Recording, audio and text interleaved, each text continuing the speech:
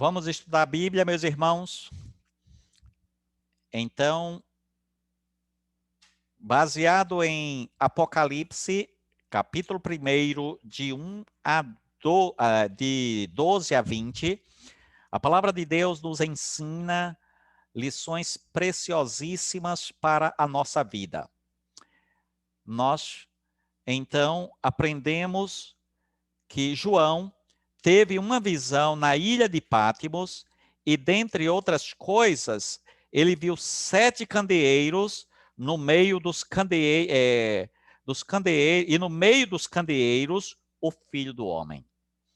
Então imagine João, o apóstolo de Jesus, lá na ilha. Ele estava exilado numa ilha, a ilha chamada Ilha de Patmos, uma ilha inóspita, uma ilha onde era impossível a vida, a não ser que parentes, amigos, pessoas fossem levar alimento para aqueles que estavam ali.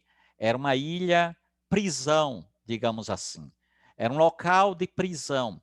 E a Bíblia nos informa que João estava naquela ilha por causa da palavra de Deus.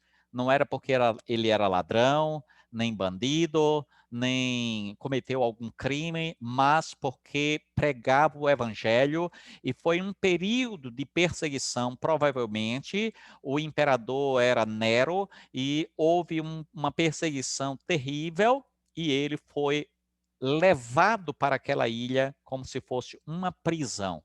Ali era quase impossível a pessoa fugir daquele lugar.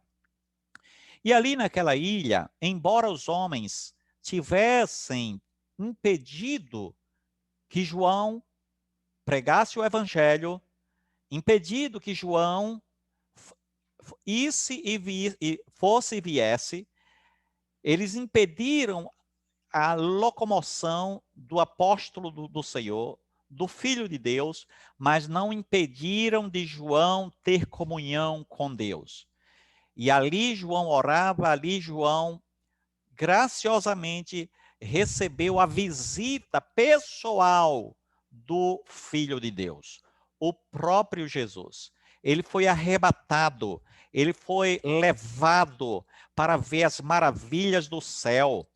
Diz a Bíblia que ele tinha uma porta aberta e ele entra naquela porta, ou ele é chamado para entrar naquela porta e é levado em espírito e vê as glórias do céu. Esse texto especificamente fala que João viu primeiro 7 estrelas. Em seguida, ele viu um como filho do homem no meio das 7 estrelas. E a Bíblia, a própria Bíblia, interpreta esta mensagem codificada, dizendo que as estrelas eram a própria igreja, ou as 7 igrejas. Melhor dizendo, os 7 candeeiros era a própria igreja. E as 7 estrelas eram os anjos. Os anjos das 7 estrelas, das 7 igrejas. E a própria Bíblia também nos informa que no meio destes candeeiros, João viu um como filho do homem. E aí temos a descrição das qualidades ou daquilo que caracterizava aquela imagem, aquele ser glorioso com vestes talares que João viu ali naquela visão maravilhosa, gloriosa. E aí é descrito toda aquela visão maravilhosa para o próprio servo de Deus. Portanto, nós vamos ver, em primeiro lugar, sobre a noiva de Cristo é vista como a luz do mundo. Vamos reler o versículo 12, que nos diz o seguinte: voltei-me para ver quem falava comigo, e voltado vi 7 candeeiros de ouro. Então, aqui, quando a Bíblia fala 7 candeeiros de ouro, significa dizer que a igreja é a luz do mundo. Visto que candeeiro ilumina, candeeiro tem luz, aqui, é claro, é uma linguagem figurada para dizer que a igreja de Deus é realmente a luz do mundo, ou representa a luz maior, ou reflete a luz maior, que é Jesus. Na verdade, a Bíblia diz que a luz do mundo é Jesus, mas também nos chama de luz do mundo. Portanto, nós somos mais ou menos como a lua, que reflete a luz do sol. Então, a lua, que é menor, reflete a luz do maior, que é o sol. A lua não tem luz própria, mas o sol tem luz própria. Nós não temos luz própria, mas refletimos a luz de Cristo, que é o sol da justiça. Portanto, a igreja é a luz, inclusive o Senhor Jesus Cristo fala sobre este assunto lá em Mateus, capítulo 5, de 14 a 16, dizendo que nós somos a luz do mundo.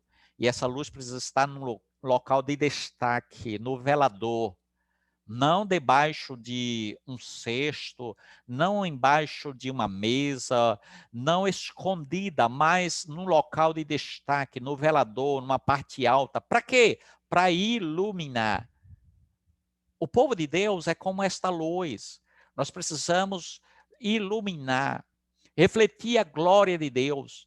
Precisamos iluminar este mundo que está em densas trevas. Se não fosse a igreja, certamente Deus já teria destruído este mundo. Deus mantém este mundo ainda por causa da presença da sua igreja. E esta igreja tem a obrigação de iluminar. Não podemos ser trevas. As trevas já existem. O mundo é treva, ou o mundo são trevas. Então, é preciso ser diferente. Nós precisamos ser o diferencial. Nós precisamos ser a luz para contrastar. Nós precisamos refletir a glória de Deus. O mundo vê Cristo através da igreja e no meio da igreja. Então, Cristo está no meio da igreja. E o mundo só pode ver Cristo por meio da igreja. Ninguém verá a Cristo em glória, senão por meio da sua igreja aqui na terra. Suponhamos que alguém queira ir para a glória, mas só é possível por meio da igreja aqui na terra. Deus usa a igreja para salvar as pessoas, ou pelo menos para manter as pessoas salvas, porque quem salva é Cristo. Então, Cristo salva, mas quem cria, quem sustenta, quem mantém é a igreja. Não é à toa que os reformadores chamavam a igreja de mãe dos crentes. Você precisa da igreja. A semelhança de uma criança que precisa da sua mamãe. Sem a mamãe, a criança não tem como sobreviver. Como um bebê sobreviveria sem o leite materno, sem a proteção da mãe? Evidentemente, se a mãe falta, vai ter o substituto, mas tem que ter. De maneira que a igreja é esta mãe maravilhosa que cuida dos filhos de Deus, que cuida dos servos de Jesus, que somos nós. De maneira que é inadmissível uma pessoa viver fora da igreja. Uma pessoa se dizer cristã e viver fora da igreja. É impossível ir para o céu fora da igreja. É impossível ver a Cristo fora da igreja. Cristo está na igreja, no meio da igreja, como diz o texto, que ele está lá no meio dos candeeiros de ouro. Ninguém verá a Cristo em glória, senão por meio da igreja, que está na terra. Você precisa da igreja. Precisa se congregar. Sem a igreja, o crente definha, morre, como um bebê sem a sua mãe, sem a sua mamãe. Então era mais ou menos isso que eu queria falar em poucas palavras sobre os 7 candeeiros da visão de João. Estes 7 candeeiros, de fato, é a igreja. Somos nós. Lembra lá das 7 igrejas que João escreve? Aquelas 7 igrejas da Ásia? É a mesma coisa. Os 7 candeeiros e as 7 igrejas são a mesma coisa. Os 7 anjos, as 7 estrelas são os 7 anjos. Os anjos das igrejas. Cada igreja tem anjos. Alguns dizem que esses anjos são os pastores, outros dizem que os anjos são literais. Seja lá como for, porque o texto não está absolutamente claro, não tem uma explicação clara, mas fala que as 7 estrelas são os 7 anjos das igrejas. De maneira que, para começar isso que queremos falar, ou o texto fala, em primeiro lugar, sobre a igreja e a necessidade de nós vivermos na igreja, em comunhão com a igreja, adorarmos a Deus através da igreja, dentro da igreja. Alguém que diz que é cristão fora da igreja, essa pessoa está equivocada. Alguém que diz que pode agradar a Deus, mas não vive em comunhão com os irmãos, essa pessoa está totalmente equivocada. Vamos passar agora para o segundo ponto da mensagem. O segundo ponto da mensagem fala sobre o noivo. O noivo da igreja, apresentado em todo o seu fulgor e majestade. Então, o texto é Apocalipse, capítulo 1, de 13 a 20, que nós vamos ler paulatinamente. Então, vamos ver nesse texto aí, que são 6 versículos, ou 7 versículos, as características, ou 10 características distintas do noivo da igreja, em sua glória e majestade. Em primeiro lugar, vamos ver suas vestes, as vestes do noivo da igreja, que está no versículo 13. Diz assim: e no meio dos candeeiros, um semelhante a filho de homem, com vestes talares e cingido à altura do peito com uma cinta de ouro. Aqui então nós vemos as vestes de Jesus. O texto fala de sacerdócio e rei. Portanto, Jesus é sacerdote e rei. Esta veste talau de mangas compridas, muito coloridas, quem vestia eram os sacerdotes, ou os reis também vestiam roupões talares coloridos, certo? De maneira que aqui é um símbolo do Cristo glorificado, que é rei e que é sacerdote. Jesus hoje é rei e ele é sacerdote.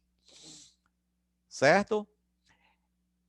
Ele nos conduz a Deus e reina sobre nós. Como sacerdote, ele intercede por nós, a semelhança dos sacerdotes do Antigo Testamento, que tinha esta função, intermediar o povo entre o povo e Deus. Interceder, orar pelo povo. O povo chegava no templo, entregava o sacrifício e quem apresentava o sacrifício era o sacerdote. Portanto, o sacerdote apontava para o Cristo glorificado, que é o nosso sumo sacerdote, ou seja, aquele que intercede por nós. É a própria Bíblia que diz que Jesus está intercedendo por nós, que Jesus está lá no céu intercedendo por nós. Ele é intercessor ou sacerdote e também é rei. Ele reina, ele governa o coração do seu povo, da sua igreja, dos seus seguidores. Ele reina absoluto.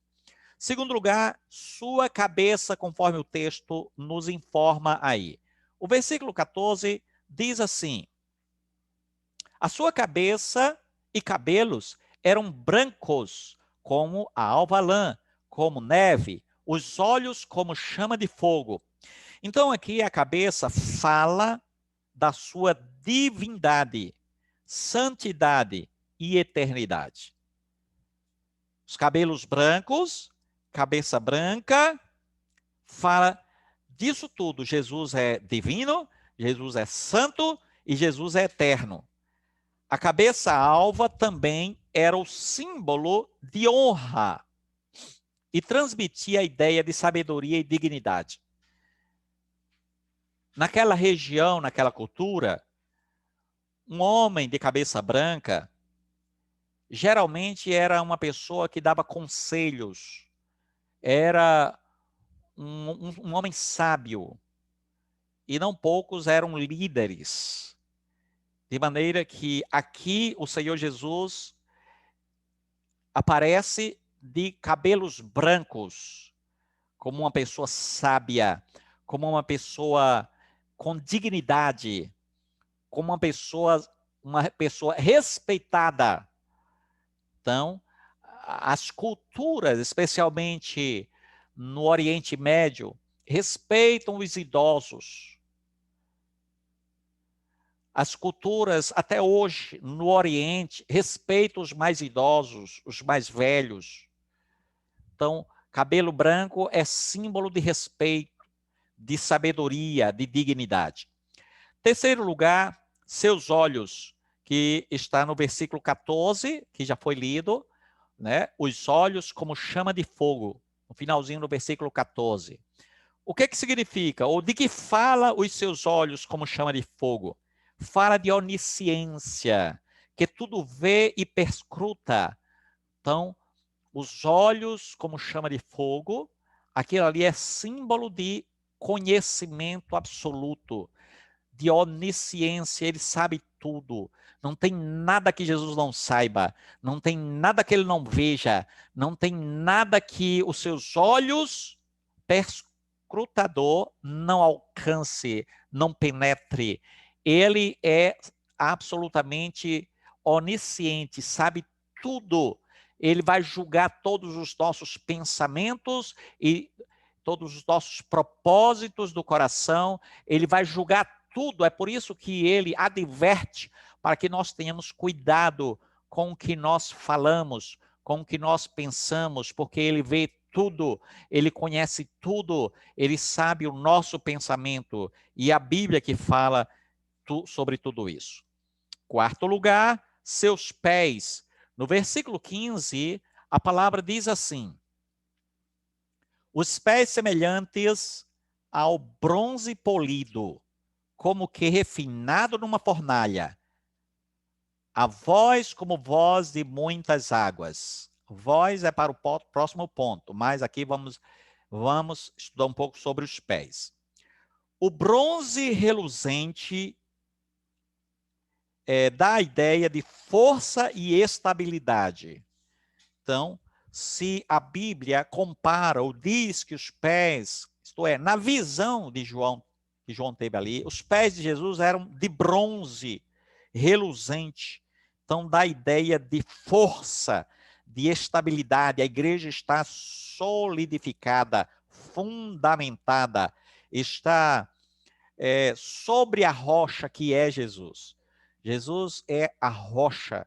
Jesus é quem sustenta a sua igreja. Os seus pés são de bronze polido. Jesus é todo poderoso. Aqui nós temos a onipotência. Temos todo o poder concentrado nas mãos e nos pés de Jesus. Isto é, Jesus tem todo poder. Isto fala da sua onipotência para julgar os seus inimigos. Ele vai colocar esses inimigos debaixo dos seus pés. Ele vai humilhar os inimigos, ele vai julgar os inimigos, vai condenar os inimigos não prevalecerão contra quem tem todo o poder. Quem são os inimigos de Jesus? O diabo, os demônios e todos os homens que não quiseram se arrepender. Todos os homens que se esqueceram de Deus. Todos os homens que não se humilharam, não se converteram, não se arrependeram dos seus pecados. Todos esses são inimigos de Jesus. Entretanto, aqueles que se arrependeram, que se humilharam, que pediram clemência, que pediram perdão, que creram em Cristo como Senhor e Salvador, estas pessoas são seus servos, seus amigos, sua igreja, seu povo. Quem está de fora da igreja pode entrar ainda. É preciso, entretanto, arrependimento. Arrependa-se dos seus pecados e creia no Filho de Deus. Creia em Jesus Cristo, caso você não tenha feito isto ainda. Então, arrependimento e fé. Quinto lugar, sua voz. O versículo 15 nos informa a respeito da voz de Jesus. Os pés semelhante ao bronze polido, já foi lido esse texto, como que refinado numa fornalha, a voz como voz de muitas águas. É isso que o texto nos informa. Então veja só, isso, ou a voz, como voz de muitas águas, fala do poder irresistível da sua palavra, do seu julgamento. No seu juízo, desfalecem palavras humanas. A voz de Cristo detém a última palavra e é a única a ter razão. Então aqui, a voz aqui é a palavra de juízo que vai julgar os impenitentes, os arrogantes, os mentirosos, os blasfemadores, os idólatras, todas as gentes que se esquecem de Deus. Estes serão punidos pelo poder da sua palavra, da sua voz. Jesus Cristo, Filho de Deus, tem todo o poder e toda a autoridade. E é através da sua fala, da sua voz, que ele vai condenar os inimigos. Sexto lugar, meus irmãos, sua mão. Voltemos para o texto, versículo 16. Tinha na mão direita 7 estrelas, e da boca saía-lhe uma afiada espada de 2 gumes. O seu rosto brilhava como o sol na sua força. Então, primeiro, o texto fala de 2 assuntos, mas vamos ver, em primeiro lugar, sobre sua mão. A mão direita é a mão da ação, com a qual age e governa. Então, o texto nos informa que tinha na mão direita 7 estrelas. Então, é a mão direita, o poder de Jesus está na sua mão, no seu agir. Isto mostra o seu cuidado com a sua igreja. Ele governa e age na sua igreja. Ninguém pode arrebatar você das mãos de Cristo, como está em João capítulo 10, 28. Ninguém pode tirar da minha mão. Todo aquele que o Pai me dá, esse virá a mim, o que vem a mim, de modo nenhum o lançarei fora. E em João 10, 28, eu vou abrir aqui para nós vermos. João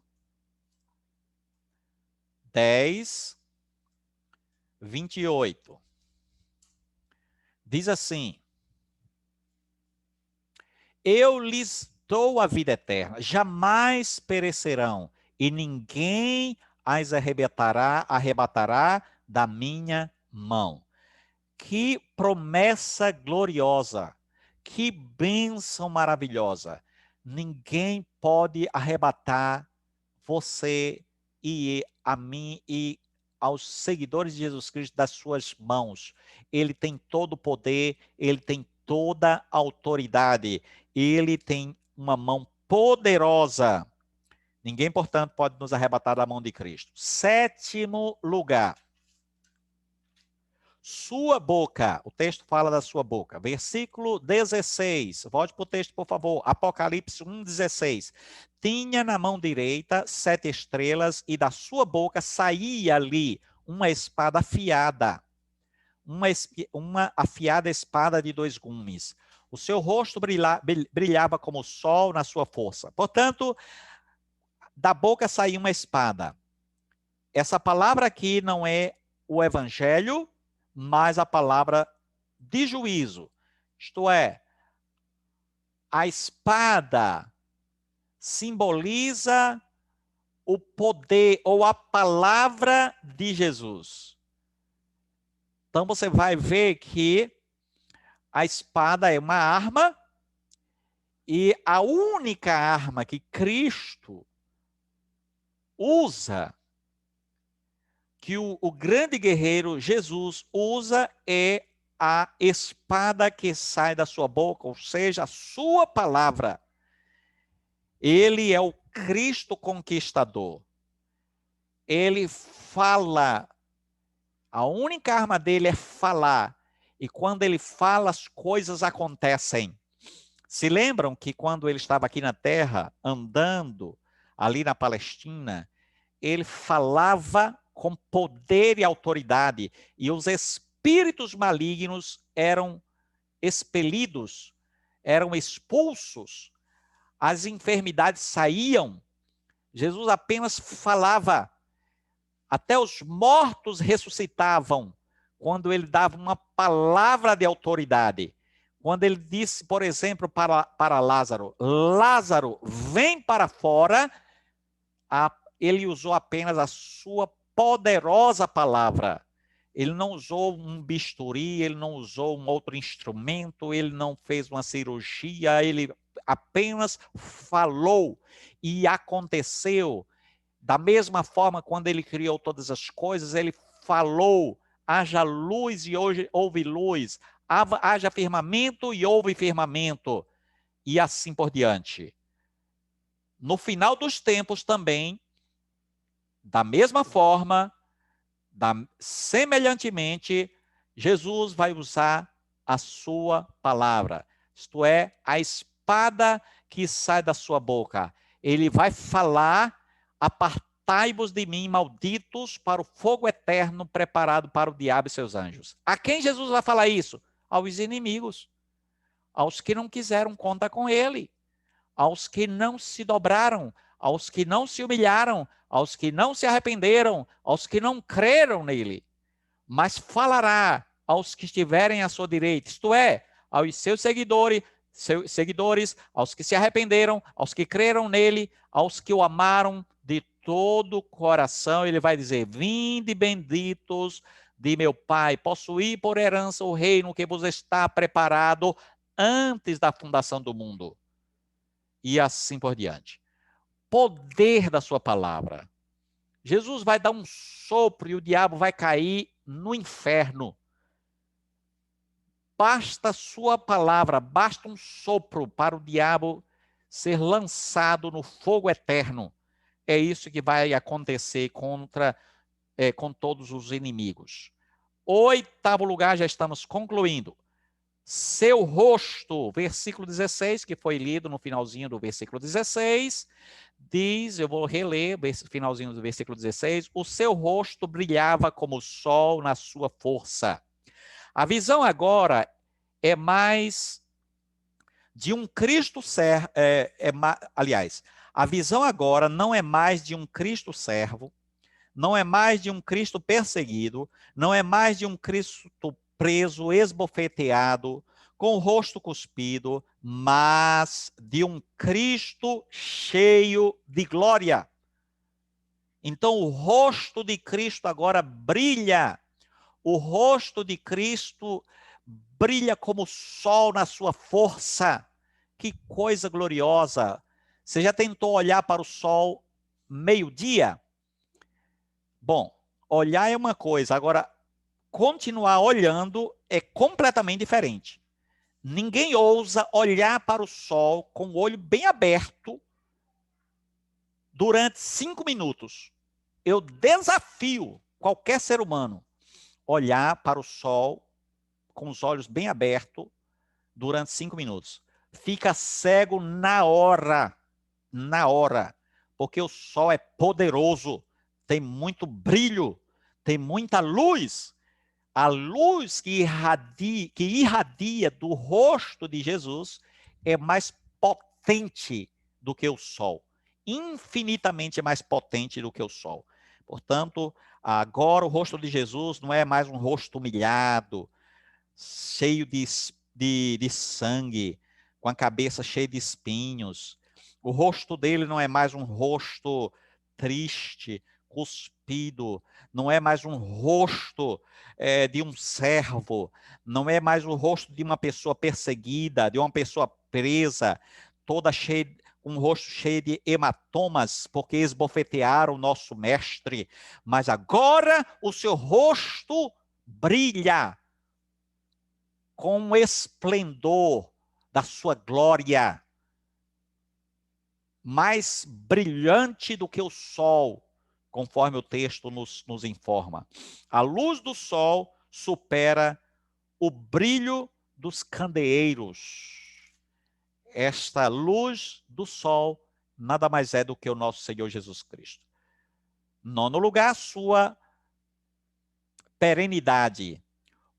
O primeiro e o último. O versículo 17 diz assim: quando o vi, caí a seus pés como morto, porém ele pôs sobre mim a sua mão e disse: não temas, eu sou o primeiro e o último. O Senhor Jesus Cristo é eterno, perene, vive eternamente, vive para sempre. Ele é o Criador, o sustentador e o consumador de todas as coisas. Cristo aqui é enaltecido como vitorioso sobre o último inimigo. Quem é o último inimigo? A morte. E, finalmente, para nós concluirmos, a sua vitória triunfal, que está no versículo 18. E aquele que vive, estive morto, mas eis que estou vivo pelos séculos dos séculos e tenho as chaves da morte e do inferno. Vitória final. A vitória é certa, final. Jesus já venceu. Jesus apenas voltará para julgar este mundo e julgar a Satanás para sempre e lançá-lo no inferno. João está diante do Cristo da cruz que venceu a morte. Ele não apenas está vivo, mas está vivo para sempre. Ele não só ressuscitou, ele venceu a morte e tem as chaves da morte e do inferno. Morte é um estado, Hades é o lugar. Tanto a morte quanto o Hades serão lançados no lago do fogo no juízo final. Quem tem as chaves tem autoridade. Jesus recebeu do Pai toda a autoridade no céu e na terra. Louvado seja o nome do nosso Salvador. Que visão gloriosa, que visão maravilhosa é essa que João teve. A visão da igreja e a visão do Cristo dentro da igreja, passeando na igreja. A visão da noiva e a visão do noivo. A visão do noivo que é ao mesmo tempo sacerdote, rei, este Cristo glorificado. Que Deus nos conserve na sua igreja. Que Deus nos preserve nos seus caminhos. Que nós esperemos ansiosamente a volta gloriosa do Senhor Jesus Cristo. Vamos encerrar, meus irmãos, com uma oração, agradecendo a Ele pelo privilégio de participarmos da sua glória, da sua igreja, do seu povo. Que coisa gloriosa, que coisa maravilhosa. Senhor, obrigado pela tua palavra. Aplica em nosso coração. Muitíssimo obrigado. Somos felizes. Somos absolutamente felizes por adorarmos ao vencedor, por servirmos ao vencedor, ao Senhor Jesus Cristo, todo-poderoso, glorioso, que ilumina mais do que o sol, que brilha mais do que qualquer luz resplandecente. Toda honra, toda glória, todo louvor ao eterno Salvador. Maranata, ora vem, Senhor Jesus. Tenha misericórdia de nós e nos preserve nos teus caminhos, nos sustentando e nos guardando. Consola o teu povo, Pai, nesta caminhada, neste deserto. Renova as nossas forças, capacita-nos e preserva-nos nos teus caminhos. Abençoa mais e mais, Pai eterno, a tua igreja. Nós oramos agradecidos, no nome daquele que vive e reina para sempre, o nosso Senhor e Salvador Jesus Cristo. Amém e amém.